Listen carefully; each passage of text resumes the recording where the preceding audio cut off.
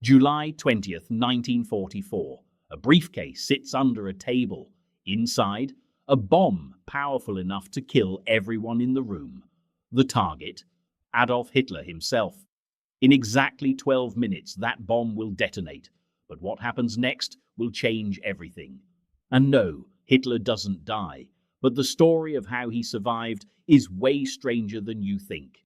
This is the story of Operation Valkyrie, the closest anyone ever came to killing Hitler. And I'm not talking about some random assassination attempt. I'm talking about a conspiracy that went all the way to the top of the German military. High-ranking officers, decorated war heroes, men who had sworn oaths to Hitler. They were about to betray him. The plan was perfect. The timing was right. Everything was in place, except for one tiny detail that nobody could have predicted. A detail so small, so random, that it sounds like something out of a movie, but it's real, and it saved Hitler's life while condemning millions more to death. Let me paint you a picture of Germany in 1944. Because if you don't understand what was happening at this time, you won't understand why these men were willing to risk everything to kill their own leader. By the summer of 1944, World War II wasn't going well for Germany. Actually, that's putting it lightly. It was a complete disaster. On the Eastern Front, the Soviets were pushing hard into Poland.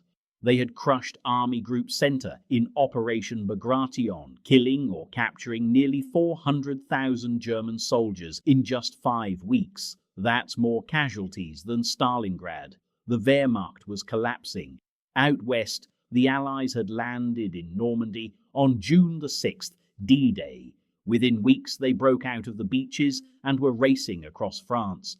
German forces were being squeezed from both sides.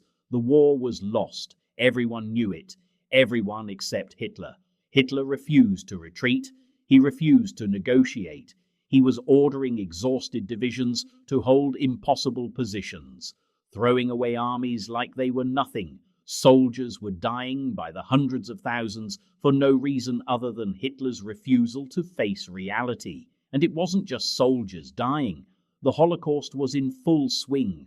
Concentration camps were operating at maximum capacity. Jews, Roma, political prisoners, homosexuals, disabled people, millions were being murdered in an industrial genocide. Some German officers had been uncomfortable with Hitler for years, but now they were watching their country burn. They were watching their soldiers die in pointless battles. They were watching civilians get crushed under Allied bombing raids, and many of them knew about the death camps. They knew what was being done in Germany's name. A group of these officers decided enough was enough. They couldn't stand by anymore. They had to act. They had to kill Hitler, not just for Germany, but for humanity. Because every day Hitler lived, thousands more people died. The conspiracy that would become Operation Valkyrie didn't start in 1944. It had been brewing for years. There were several earlier attempts to kill Hitler that failed for various reasons, but by 1944, the plotters had something previous attempts lacked. They had someone on the inside, someone with access. His name was Claus von Stauffenberg. Let me tell you about this guy because he's absolutely fascinating. Stauffenberg wasn't some nobody. He was a colonel in the German army, decorated war hero. He came from an old aristocratic family. Before the war, he was actually a supporter of the Nazis. Not a hardcore believer, but he thought they were good for Germany. He thought Hitler was restoring German pride after the humiliation of World War I. But then Stauffenberg went to war. He fought in Poland, in France, in Russia, and he saw what the Nazi regime was really doing. He saw the mass shootings of civilians. He witnessed the brutality of the SS. He saw the way Hitler was throwing away German lives for nothing, and it changed him completely. Then, in April 1943, Stauffenberg was in Tunisia when his staff car was strafed by Allied fighters. The attack nearly killed him. He lost his left eye, his right hand, and 2 fingers on his left hand. He was in the hospital for months, and during that recovery, he made a decision. He was going to kill Hitler. Now losing an eye and a hand would be enough to get most officers sent to a desk job far from the front lines. But Stauffenberg was ambitious. He was smart. He worked his way into a position as Chief of Staff to the commander of the Reserve Army. This gave him something incredibly valuable: access to Hitler's military conferences. You see, Hitler was paranoid. He didn't trust anyone. Getting close to him was almost impossible. He had multiple bodyguards. He varied his schedule unpredictably. His headquarters were heavily guarded fortresses, but Stauffenberg's new position meant he would occasionally be called to present reports directly to Hitler, and that meant he could get into the same room as the Führer. The conspiracy started coming together. Stauffenberg wasn't working alone. He was part of a larger network of officers who wanted Hitler gone. These weren't crazy people. They were generals, colonels, politicians, former diplomats, serious men in positions of power. They called themselves the German Resistance. The key figure besides Stauffenberg was General Ludwig Beck. Beck had been chief of the German General Staff until 1938, when he resigned in protest over Hitler's war plans. He'd been quietly organizing resistance ever since. Beck would be the new head of state after Hitler was killed. Another major player was Field Marshal Erwin von Witzleben. He was supposed to become the new commander-in-chief of the Wehrmacht. There was Karl Friedrich Goerdeler, former mayor of Leipzig, who would become chancellor. These guys had the whole new government planned out, but having a plan for after Hitler was dead wasn't enough. They needed a way to actually take control of Germany once the assassinations succeeded, and this is where Operation Valkyrie comes in. Valkyrie was actually an existing German military plan. It was designed to be used in case of an uprising by the millions of forced laborers working in German factories. If these workers revolted, the reserve army would be mobilized to crush them and maintain order. Hitler himself had approved this plan. The conspirators realized they could use Valkyrie for their own purposes. After killing Hitler, they would activate the plan. But instead of saying there was a worker uprising, they would claim that the SS had tried to overthrow the government. The reserve army would then be ordered to arrest SS leaders, seize communication centers, and take control of key government buildings. It was brilliant. They would use Hitler's own emergency plan to stage their coup. The reserve army would follow orders because those orders came through proper military channels. By the time anyone realized what was really happening, the conspirators would control Berlin. But everything depended on one thing: Hitler had to die, because if Hitler survived, he could simply countermand their orders. The whole plan would collapse. So the assassination had to be successful. No mistakes, no second chances. Stauffenberg was going to be the one to plant the bomb. He was the only conspirator with regular access to Hitler. It had to be him. There was nobody else. Now you might be wondering why they chose a bomb instead of just shooting Hitler. Good question. The answer is that shooting Hitler was basically impossible. First, everyone who met with Hitler was searched. Guards checked for weapons. Getting a gun into Hitler's presence was not going to happen. Second, Hitler was never alone. He always had bodyguards nearby. Even if someone somehow got a gun in, they'd be shot before they could pull the trigger. Third, Hitler's meetings were in heavily guarded compounds. You couldn't just shoot him and escape. You'd die immediately. A bomb was different. A bomb could be hidden in a briefcase. It would look like you were just bringing documents to the meeting. Nobody would think twice about it. And crucially, you could set a timer and leave before it exploded. You might actually survive to help lead the coup afterward. The conspirators got their hands on British-made plastic explosives captured from British commandos. These explosives were stable, powerful, and relatively easy to work with. They could be molded into any shape, perfect for hiding in a briefcase. The detonator was a chemical time fuse. You crushed a glass vial containing acid. The acid would eat through a wire. When the wire broke, it would release a spring-loaded firing pin into the detonator, which would set off the explosives. The whole process took about 10 minutes from the time you crushed the vial. Stauffenberg practiced with the device multiple times. He had to be able to do it quickly and quietly.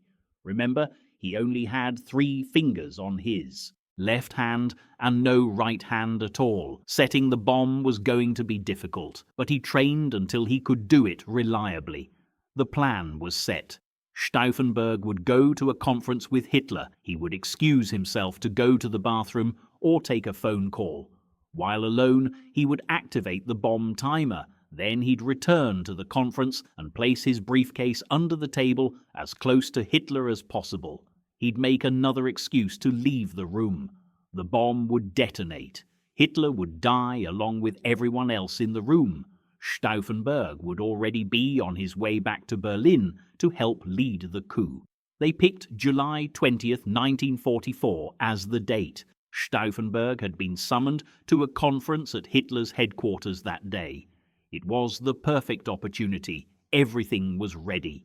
The other conspirators were in position in Berlin, waiting for the code phrase that would tell them Hitler was dead, and they should activate Operation Valkyrie. This was it. After years of planning, after multiple failed attempts, they finally had their chance. Let me walk you through what happened that day, because it's like watching a thriller movie, except it's all real. Hitler's headquarters at this time was called the Wolf's Lair. It was in East Prussia, in what's now Poland. This place was a massive complex hidden in the forest. It had bunkers, barracks, defensive positions, minefields. It was basically a small city designed to protect Hitler. The Wolf's Lair had 2 main areas. The inner area had Hitler's bunker and other heavily reinforced structures. The outer area had various buildings for staff and meetings. The conference Stauffenberg was attending was supposed to be in Hitler's bunker in the inner area. That bunker was made of reinforced concrete several feet thick. It was designed to survive heavy bombing. Stauffenberg flew to the Wolf's Lair that morning with his aide, Lieutenant Werner von Haiften. Haiften was also part of the conspiracy.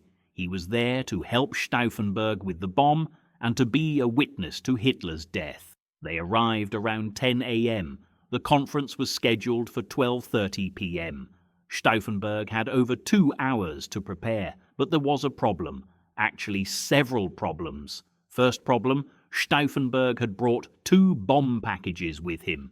Each package contained 2 pounds of plastic explosive. The plan was to use both packages together for maximum destruction. 4 pounds of explosive would definitely kill everyone in the conference room, but combining the packages took time, and Stauffenberg needed privacy to do it. Second problem, the conference had been moved at the last minute. Instead of meeting in Hitler's bunker, they were meeting in a wooden building in the outer area. This building, called the guest barrack, was used for meetings in summer because the bunker was hot and stuffy. It had wooden walls and windows, not reinforced concrete. This was bad news for the assassination. The wooden structure meant the blast would be much less contained. A lot of the explosive force would just blow out the windows instead of being focused on killing people in the room. The bomb might not be powerful enough to kill Hitler unless he was very close to it. Third problem, Hitler was in a hurry. He had a meeting with Mussolini scheduled for later that afternoon, so the conference was being rushed. Instead of starting at 12:30, it was being moved up to 12:30. Wait, no, to 12 noon. No, sorry, I need to clarify this. The conference was moved up by 30 minutes. It was now starting at 12:30 instead of 1 p.m. Stauffenberg found this out when he arrived. He was told the conference would begin in about 2 hours, less time than he expected. He needed to get the bomb ready. Around 12:15 p.m., Stauffenberg asked to use a bathroom to freshen up before the meeting. An officer showed him to a room he could use. Haiften came with him. This was their chance to prepare the bomb. Stauffenberg and Haiften went into the room and closed the door. Stauffenberg opened his briefcase. Inside were the 2 bomb packages. He needed to combine them and activate the fuse. But remember, he only had 3 fingers on one hand.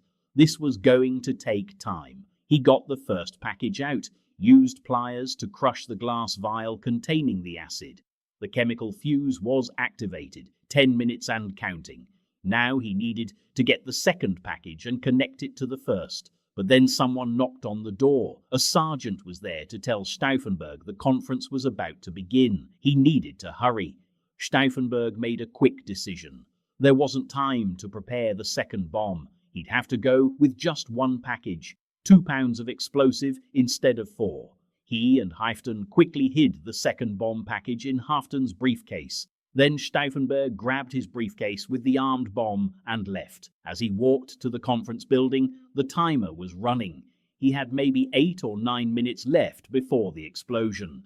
The conference was being held in the guest barrack like I mentioned. It was a rectangular wooden building with windows along the walls. Inside was a large heavy oak table where the officers stood looking at maps. Hitler was at the middle of one long side of the table.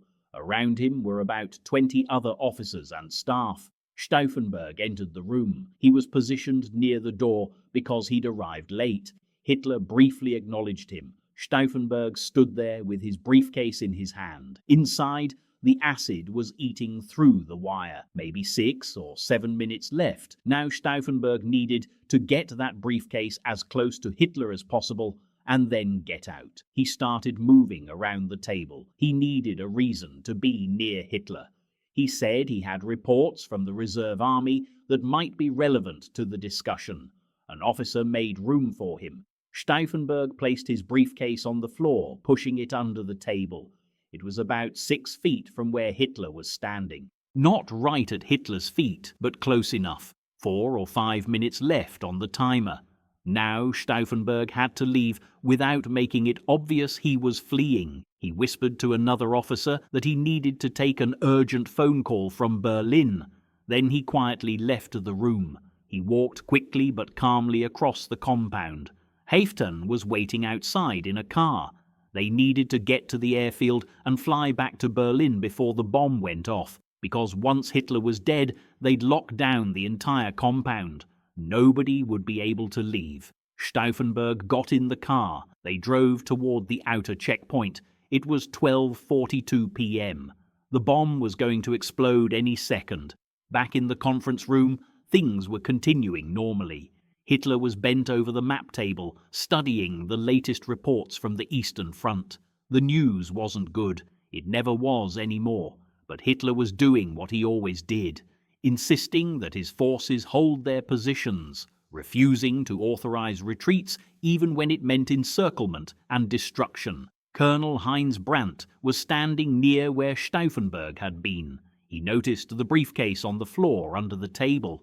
It was in his way. He couldn't get close enough to the map. So he reached down, picked up the briefcase, and moved it. He pushed it to the other side of a heavy wooden table leg. Then he went back to studying the maps. That table leg, remember that. It's about to become the most important piece of furniture in history. Outside, Stauffenberg and Halfton were at the first checkpoint. The guard wanted to call ahead to confirm they were allowed to leave. Stauffenberg talked him into just letting them through. They drove to the second checkpoint. Same thing. Stauffenberg's rank and reputation got them waved through. At 12:42 p.m., the chemical fuse completed its work. The wire broke. The firing pin released. The bomb exploded. Inside the conference room, there was a massive flash and a deafening blast. The explosion ripped through the wooden building. All the windows blew out instantly. Part of the roof collapsed. Smoke and dust filled the air. For a moment, there was complete silence. Then the screaming started. 4 men were killed instantly or died shortly after. Colonel Brandt, the one who had moved to the briefcase, had his legs blown off. He died later that day. General Rudolf Schmundt lost a leg and died on the 1st of October from his wounds. General Gunther Korten died the same day as the explosion. And Hitler's stenographer, Heinrich Berger, also died from his injuries. Everyone else in the room was wounded. some seriously, some less so. There was blood everywhere. The smell of explosives and burning wood filled the air. For several minutes, nobody knew exactly what had happened. Was it a bomb? An artillery shell? Had the building been hit by an aircraft? But Hitler was alive. When the explosion went off, Hitler had been leaning over the table studying maps. The heavy oak table shielded him from the worst of the blast. His hair was singed. His right arm was injured and partially paralyzed. Both eardrums were ruptured. His legs were burned. Splinters had cut his face. But he was alive. And more importantly, he was conscious and able to speak. Remember that table leg I told you to remember? The one that Colonel Brandt moved the briefcase behind. That table leg was between Hitler and the bomb when it exploded. That single piece of wood absorbed just enough of the blast to save Hitler's life. If the conference had been in Hitler's bunker as originally planned, the concrete walls would have contained the blast and everyone would have died. If Colonel Brandt hadn't moved the briefcase, Hitler would have died. If Stauffenberg had been able to use both bomb packages instead of just one, Hitler would have died. If the table had been a fraction lighter or positioned slightly differently, Hitler would have died. But he didn't die, and that changed everything. Meanwhile, Stauffenberg and Haifton didn't know Hitler had survived. They'd heard the explosion from about 200 yards away as they were leaving the compound. They saw smoke and chaos. To them, it looked like the bomb had worked. Hitler must be dead. Nobody could have survived that blast. They drove to the airfield and took off in a Heinkel He 111 bomber heading back to Berlin. It was a 3-hour flight. Stauffenberg was confident. The assassination had succeeded. Now they just needed to execute the rest of the plan. Back at the Wolf's Lair, the immediate assumption was that the explosion had been an accident. Maybe a bomb dropped by a Soviet aircraft, or sabotage by forced laborers working on the compound. Nobody's first thought was that it was a German officer trying to kill Hitler, but Hitler knew immediately. He knew it was a bomb, and he had a pretty good idea who had planted it. Stauffenberg had left the room just before the explosion, and now Stauffenberg was gone from the compound. Hitler ordered all phones and communications locked down, nobody in or out. Find Stauffenberg. But Stauffenberg was already in the air, out of reach, and in Berlin the conspiracy was moving forward. General Friedrich Olbricht was the deputy commander of the reserve army. He was one of the main conspirators. When he got word that the bomb had exploded, he started activating Operation Valkyrie. He sent out the first orders to mobilize reserve troops and sent officers to seize key locations in Berlin. But there was a problem. Nobody could confirm Hitler was actually dead. The phone lines from the Wolf's Lair were locked down. No information was getting out. Some of the conspirators in Berlin were getting nervous. What if Hitler survived? What if they were about to stage a coup against a living Führer? They decided to wait for Stauffenberg to arrive and confirm the kill. It was now about 3 p.m. Stauffenberg was still in the air. The conspiracy was in limbo. At the Wolf's Lair, Hitler was being treated by his doctors. He was shaken up but functioning, and he was absolutely furious. Someone had tried to kill him. Someone had betrayed him. He was going to find out who and make them pay. But first, he needed to show Germany that he was still alive. At 1 p.m., Hitler kept his scheduled meeting with Mussolini. He showed the Italian dictator the destroyed conference room. Hitler was convinced his survival was proof of divine intervention. God, he said, had spared him because he still had work to do. The war would continue. Around 4:30 p.m., Stauffenberg's plane landed in Berlin. He immediately called the other conspirators. Hitler is dead, he told them. I saw the explosion. Nobody could have survived.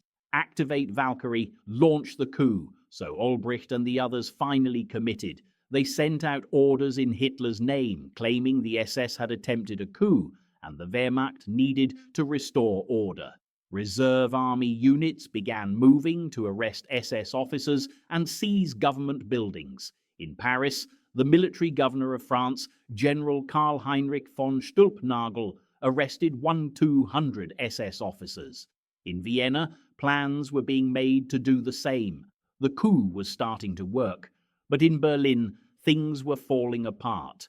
The problem was that Hitler was alive, and at 6:30 p.m., German radio broadcast an announcement. There had been an assassination attempt on the Führer.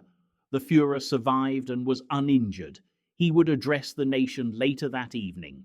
When the reserve army officers heard this, they froze. Hitler was alive? Then the orders they'd been following were fake. They were participating in a coup against their living commander-in-chief. Many of them immediately stopped following orders. Some started actively working to crush the coup. The key location was the Bendler Block, the reserve army headquarters in Berlin. This is where Stauffenberg and the other main conspirators were directing the coup. By 7 p.m., officers in the building were starting to turn against them. Colonel Otto Ernst Rehmer commanded the Berlin Guard Battalion. He'd been ordered to seal off the government quarter as part of Operation Valkyrie. But when he heard Hitler was alive, he called the Wolf's Lair directly. Hitler himself got on the phone. He ordered Rehmer to arrest the conspirators. That was it. The coup was over. At the Bendler Block, the situation was now desperate. Pro-Hitler officers in the building realized what was happening. They armed themselves. There was a brief firefight inside the building. Stauffenberg was shot in the shoulder. By 11 p.m., the conspirators were under arrest. General Friedrich Fromm, the commander of the reserve army, had been wavering throughout the day. He was sympathetic to the plot, but hadn't fully committed. Now, with the coup collapsing, he made a decision. He would prove his loyalty to Hitler by immediately executing the ringleaders. Fromm ordered a quick drumhead court-martial right there in the building. Stauffenberg, Olbricht, and 2 other officers were sentenced to death immediately. No trial, no appeal. They were taken down to the courtyard. It was dark. The only light came from the headlights of some trucks. The 4 men were lined up against a wall. Just after midnight, on July 21st, they were shot by firing squad. Stauffenberg's last words were, "Long live sacred Germany." The execution of these 4 was just the beginning. Over the next few months, Hitler launched a massive purge of anyone suspected of involvement in the plot or sympathy with it. The investigation was run by the Gestapo. They didn't need much evidence. A conversation years ago, a critical remark about the Führer, a family connection to someone in the conspiracy. It was enough. Around 7,000 people were arrested. About 5,000 of them were executed. Many were tortured first to extract confessions and names of other conspirators. The trials were show trials designed to humiliate the defendants. They were denied lawyers. They were barely allowed to speak. Many were forced to appear in court without belts or suspenders, so their pants would fall down. Hitler wanted them to look pathetic. The conspirators were executed in various brutal ways. Some were shot, some were hanged. Hitler ordered that some be hanged with piano wire from meat hooks and left to strangle slowly. He had the executions filmed so he could watch them later. Field Marshal Erwin Rommel, the famous Desert Fox, was also implicated in the plot. He probably knew about it, but wasn't directly involved. Hitler couldn't publicly execute someone as popular as Rommel, so Hitler gave him a choice. Face trial and have your family arrested, or take poison and be given a state funeral. Rommel chose poison. On October 14, 1944, he took cyanide and died. The official story was that he died from injuries sustained in an earlier Allied attack. The purge destroyed what remained of organized resistance to Hitler within Germany. Anyone who might have opposed him was dead, in prison, or too terrified to act. Hitler would remain in power until he killed himself in his Berlin bunker on April 30th, 1945, as Soviet troops closed in on him. The failure of Operation Valkyrie had enormous consequences. The war continued for another 10 months after July 20th, 1944. In those 10 months, millions more people died. The Holocaust continued. More Jews were murdered in the death camps. The Battle of the Bulge killed thousands. The bombing of German cities intensified. The brutal fighting in the East killed hundreds of thousands of soldiers and civilians. Some historians estimate that about 60% of all Holocaust victims were killed after January 1942. But a significant portion of the killing happened in 1944 and early 1945. If Hitler had died on July 20th and the conspiracy had succeeded in ending the war, hundreds of thousands or possibly millions of lives might have been saved. But we can't know for sure what would have happened if the coup had succeeded. The conspirators' plan was to immediately seek peace with the Western Allies while continuing to fight the Soviets. They hoped Britain and America would accept a negotiated peace. Germany would give up its conquests, return to its 1939 borders, and the killing would stop. But would the Allies have accepted that? The Casablanca Conference in January 1943 had established that the Allies would only accept unconditional surrender from Germany. No negotiations, no compromise. Churchill and Roosevelt wanted the complete destruction of Nazi Germany. Even if the conspirators had killed Hitler and seized power, the Allies might have just kept fighting until Germany surrendered completely anyway. The war might have ended a bit sooner, but the outcome would have been the same. There's also the question of what would have happened inside Germany. The conspirators had a plan for a new government, but would the German military have actually followed them? Would the SS have just fought back? Could there have been a civil war? We'll never know, because Hitler survived. That one piece of wood, that table leg, changed the course of history. For a long time after the war, the July 20th plotters were controversial in Germany. Some people saw them as heroes who tried to stop Hitler. Others saw them as traitors who broke their oaths and stabbed their country in the back while it was at war. The Nazi government had called them traitors and criminals. After the war, that view persisted in some circles. The German military had a tradition of loyalty and obedience. Officers who broke their oaths, even to kill Hitler, made some people uncomfortable. But over time the perception changed. By the 1960s, and especially after the 1970s, the July 20th plotters came to be seen as heroes in Germany. They were the good Germans who had tried to stop the madness.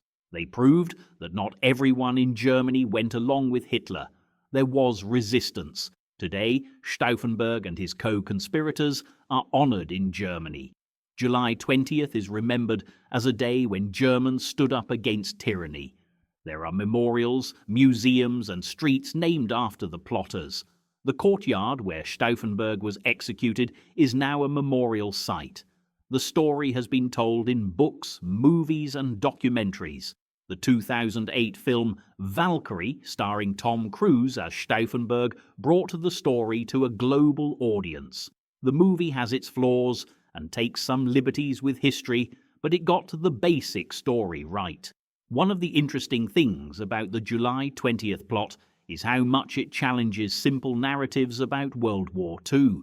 We like to think of it as a clear-cut battle between good and evil.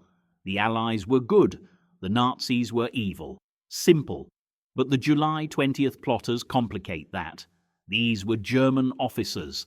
Some of them had been Nazis. Some had committed war crimes. Stauffenberg himself had initially supported Hitler. He'd fought for Germany throughout the war.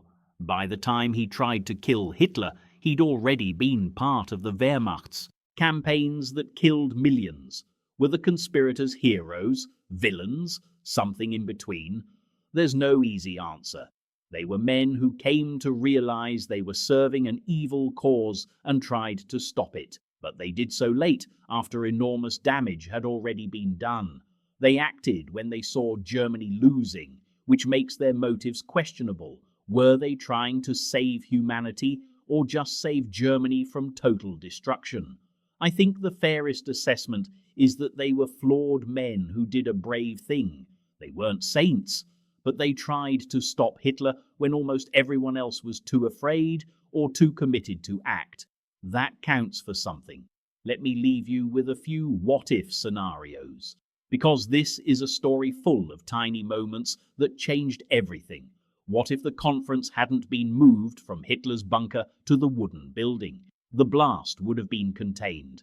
Hitler would have died. What if Colonel Brandt hadn't moved that briefcase? Hitler would have died. What if Stauffenberg had been able to arm both bomb packages instead of just one? Hitler would have died. What if the conference hadn't been moved up by 30 minutes, giving Stauffenberg more time to prepare? Hitler would have died. What if someone else had been standing where Hitler was standing? That person would have died instead. What if Hitler had been just 2 feet to the left or right? He might have died. History turns on these tiny moments. A table leg, a delayed meeting, a briefcase moved 3 feet. Any one of these things goes differently, and the entire course of World War II changes. Some people say it was fate, that Hitler was destined to survive because his story wasn't finished yet. Others say it was just random chance, pure luck. The universe has no plan. Sometimes the table leg is in the right place, sometimes it isn't. I don't know which it is, but I do know that the failure of Operation Valkyrie meant the war continued, and that meant millions more people died. That's the real tragedy of July 20th, 1944. Not that Hitler survived, but that the war didn't end. So that's the story of Operation Valkyrie, the day that Hitler almost died, a conspiracy by his own officers to kill him and end the war, a perfect plan that came within inches of working, and a piece of furniture that saved the most evil man in history. It's a reminder that history isn't inevitable. It's shaped by countless small decisions and random chances. A briefcase moved, a meeting rescheduled, a table leg in the wrong place. These tiny things echo through time and affect millions of lives. The men who tried to kill Hitler on July 20th, 1944 failed. Most of them died horrible deaths. Their families suffered. Their attempt didn't shorten the war. It didn't save the people they hoped to save. In practical terms, Operation Valkyrie achieved nothing, but I don't think it was meaningless. They tried. They stood up. They were willing to die to stop Hitler, and in doing so, they proved that not everyone went along with the madness, that even in the darkest times, some people will risk everything to do what's right. Even if they fail, even if nobody remembers them, they'll still try. That's worth remembering. If you learned something today, hit subscribe. I've got more history coming your way.